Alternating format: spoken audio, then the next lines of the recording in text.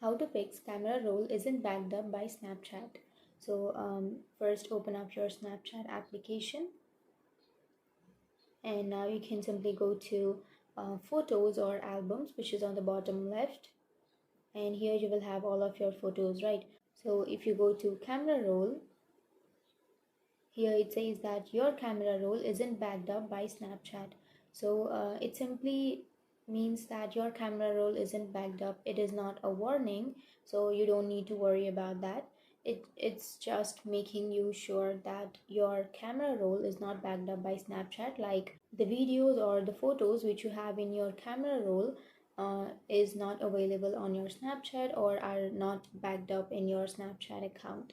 So if even if it is not backed up, you can simply choose any photo that you would like, and then you can simply tap on send, and you can send that image to anyone by the process of chats.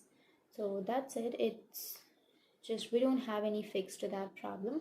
So on Snapchat there is no fix to that. It's just a simple line which makes you aware that your camera roll is not backed up. So your camera roll is simply in your gallery or in your camera roll, and Snapchat has its own photos in the memories. So that's it, and if you have any questions, feel free to comment below.